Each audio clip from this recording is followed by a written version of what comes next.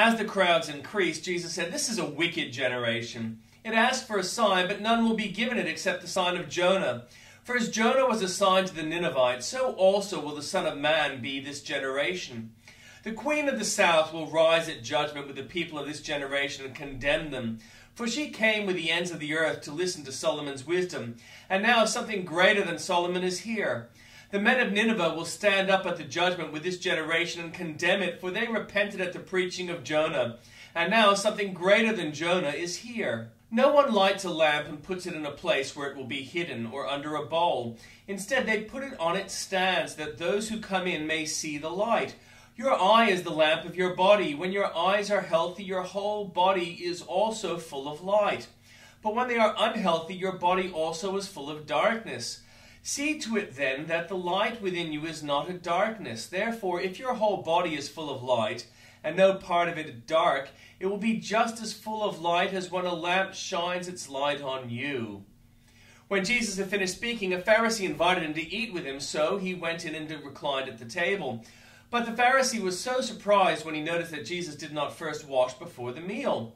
Then the Lord said to him, "Now then, you Pharisees clean the outside of the cup and dish, but inside you are full of greed and wickedness. You foolish people, did not the one who made the outside make the inside also? But now, as for what is inside you, be generous to the poor, and everything will be clean for you. Woe to you, Pharisees, because you give God a tenth of your mint, rue and all other kinds of garden herbs, but you neglect justice and the love of God. You should have practiced the latter without leaving the former undone. Woe to you, Pharisees, because you love the most important seats in the synagogues and respect greetings in the marketplaces. Woe to you, because you are like unmarked graves, which people walk over without knowing it." One of the experts in the law answered him, "Teacher, when you say these things, you insult us also." Jesus replied, "And you experts in the law, woe to you, because you load people down with burdens they can hardly carry, and you yourselves will not lift one finger to help them. Woe to you, because you build tombs for the prophets, and it was your ancestors who killed them. So you testify that you approve of what your ancestors did. They killed the prophets, and you build their tombs. Because of this, God in his wisdom said, I will send them prophets and apostles, some of whom they will kill, and others they will persecute. Therefore this generation will be held responsible for the blood of all the prophets that has been shed since the beginning of the world, from the blood of Abel to the blood of Zechariah, who was killed between the altar and the sanctuary. Yes, I tell you, this generation will be held responsible for it all. Woe to you, experts in the law, because you have taken away the key to knowledge. You yourselves have not entered, and you have hindered those who were entering."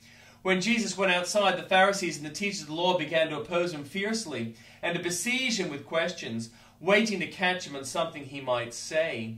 And the Old Testament reading. Saul told his son Jonathan and the attendants to kill David, but Jonathan had taken a great liking to David and warned him, "My father Saul is looking for a chance to kill you. Be on your guard tomorrow morning, go into hiding and stay there. I will go out and stand with my father in the field where you are. I'll speak to him about you and will tell you what I found out." Jonathan spoke well of David to Saul his father and said to him, "Let not the king do wrong to his servant David. He has not wronged you, and what he has done has benefited you greatly. He took his life in his hands when he killed the Philistine. The Lord won a great victory for all Israel, and you saw it and were glad. Why then would you do wrong to an innocent man like David by killing him for no reason?" Saul listened to Jonathan and took his oath. "As surely as the Lord lives, David will not be put to death." So Jonathan called David and told him the whole conversation. He brought him to Saul, and David was with Saul as before. Once more war broke out, and David went out and fought the Philistines. He struck them with such force that they fled before him. But an evil spirit from the Lord came on Saul as he was sitting in the house with his spear in his hand, while David was playing the lyre. Saul tried to pin him to the wall with a spear, but David eluded him as Saul drove the spear into the wall. That night David made good his escape. Saul sent men to David's house to watch it and to kill him in the morning, but Michal, David's wife, warned him, "If you don't run for your life tonight, tomorrow you'll be killed." So Michal let David down through a window, and he fled and escaped. Then Michal took an idol and laid it on the bed, covering it with a garment and putting some goat's hair at the head. When Saul sent the men to capture David, Michal said, "He is ill." Then Saul sent the men back to see David and told them, "Bring him up to me in his bed so that I may kill him." But when the men entered, there was the idol in the bed, and at the head was some goat's hair. Saul said to Michal, "Why did you deceive me like this and send my enemy away so that he escaped?" Michal told him, "He said to me, 'Let me get away. Why should I kill you?'" When David had fled and made his escape, he went to Samuel at Ramah and told him all that Saul had done to him. Then he sent Samuel and went to Naioth and stayed there. Word came to Saul, "David is at Naioth in Ramah." And so he sent men to capture him. But when they saw a group of prophets prophesying with Samuel standing there as their leader, the Spirit of God came on Saul's men, and they also prophesied. Saul was told about it, and he sent more men, and they prophesied too. Saul sent men a third time, and they also prophesied. Finally, he himself left for Ramah and went to the great cistern at Seku, and he asked, "Where are Samuel and David?" "Over at Naioth at Ramah," they said. So Saul went to Naioth at Ramah, but the Spirit of God came even on him, and he walked along prophesying until he came to Naioth. He stripped off his garments, and he too prophesied in Samuel's presence. He lay naked all that day and all that night. That is why the people say, "Is Saul also among the prophets?" Then David fled from Naioth at Ramah and went to Jonathan and asked, "What have I done? What is my crime? How have I wronged your father that he is trying to kill me?" "Never," Jonathan replied. "You are not going to die. Look, my father doesn't do anything great or small without letting me know. Why would he hide this from me? It isn't so." But David took an oath and said, "Your father knows very well that I have found favor in your eyes, and he has said to himself, 'Jonathan must know this, or he will be grieved.' Yet as surely as the Lord lives, and as you live, there is only a step between me and death." Jonathan said to David, "Whatever you want me to do, I'll do for you." So David said, "Look, tomorrow is the new moon feast, and I'm supposed to dine with the king. But let me go and hide in the fields until the evening of the day after tomorrow. If your father misses me at all, tell him David earnestly asked my permission to hurry to Bethlehem, his hometown, because an annual sacrifice is being made there for his whole clan. If he says, 'Very well,' then your servant is safe. But if he loses his temper, you can be sure that he's determined to harm me. As for you, show kindness to your servant, for you have brought him into a covenant with you before the Lord. If I am guilty, then kill me yourself. Why hand me over to your father?" "Never," Jonathan said. "If I had the least inkling that my father was determined to harm you, wouldn't I tell you?" David asked, "Who will tell me if your father answers you harshly?" "Come," Jonathan said, "let's go out into the field." So they went out there together.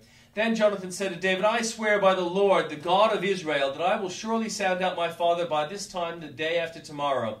If he is favorably disposed towards you, will I not send you word and let you know? But if my father intends to harm you, may the Lord deal with Jonathan, be it ever so severely, if I do not let you know and send you away in peace.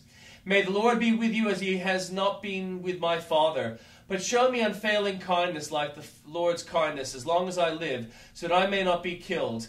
And do not ever cut off your kindness from my family, not even when the Lord has cut off every one of David's enemies from the face of the earth." So Jonathan made a covenant with the house of David, saying, "May the Lord call David's enemies to account." And Jonathan had David reaffirm his oath out of love for him, because he loved him as he loved himself. Then Jonathan said to David, "Tomorrow is the new moon feast. You will be missed, because your seat will be empty. The day after tomorrow, toward evening, go to the place where you hid when this trouble began, and wait by the stone Ezel. I will shoot 3 arrows to the side of it as though I were shooting at a target. Then I will send the boy and say, 'Go find the arrows.' If I say to him, 'Look at the arrows are on this side of you, bring them here,' then come, because as surely as the Lord lives, you are safe, there is no danger. But if I say to the boy, 'Look, the arrows are beyond you,' then you must go, because the Lord has sent you away. And about the matter you and I discussed, remember the Lord is witness between you and me forever." So David hid in the field, and when the new moon feast came, the king sat down to eat. He sat in his customary place by the wall opposite Jonathan, and Abner sat next to Saul. But David's place was empty. Saul said nothing that day, for he thought something must have happened to David to make him ceremonially unclean. Surely he is unclean. But the next day, the second day of the month, David's place was empty again.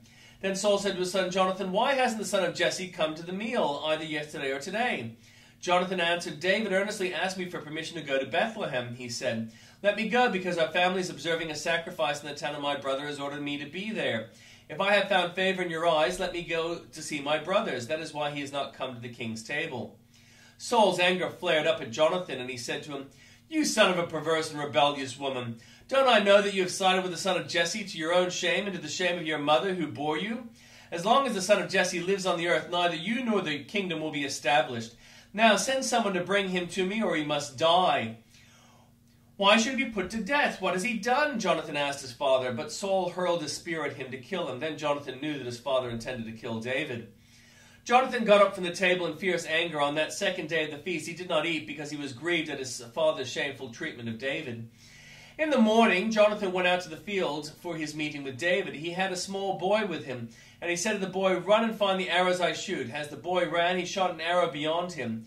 When the boy came to the place where Jonathan's arrow had fallen, Jonathan called out after him, "Isn't the arrow beyond you?"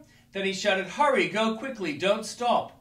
The boy picked up the arrow and returned to his master. The boy knew nothing about all this, only Jonathan and David knew. Then Jonathan gave his weapons to the boy and said, "Go carry them back to town." After the boy had gone, David got up from the south side of the stone and bowed down before Jonathan 3 times with his face to the ground. Then they kissed each other and wept together, but David wept the most. Jonathan said to the Lord, "Go in peace, for we have sworn friendship with each other in the name of the Lord, saying, 'The Lord is witness between you and me, and between your descendants and my descendants forever.'" Then David left, and Jonathan went back to town. David went to Nob, to Ahimelech the priest. Ahimelech trembled when he met him and asked, "Why are you alone? Why is no one with you?" David answered Ahimelech the priest, "The king sent me on a mission and said to me, 'No one is to know anything about the mission I am sending you on. As for my men, I have told them to meet me at a certain place. Now then, what do you have on hand? Give me 5 loaves of bread, or whatever you can find.'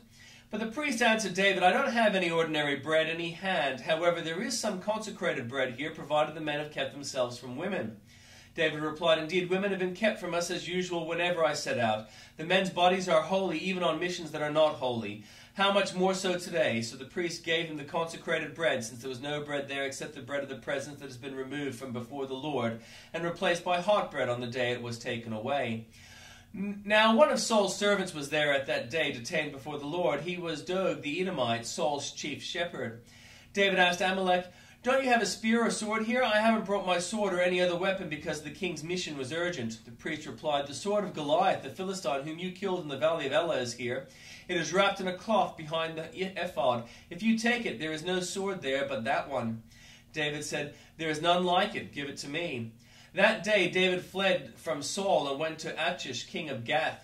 But the servants of Achish said to him, 'Isn't this David, the king of the land? Isn't he the one they sing about in their dances? Saul has slain his thousands, and David his tens of thousands.' David took their words to heart and was very much afraid of Achish, king of Gath. So he pretended to be insane in their presence, and while he was on their hands, he acted like a madman, making marks on the doors of the gates and letting saliva run down his beard. Achish said to his servant, 'Look at that man, he's insane. Why bring him to me? Am I so short of madmen that you have to bring this fellow here to carry on like this in front of me? Must this man come into my house?'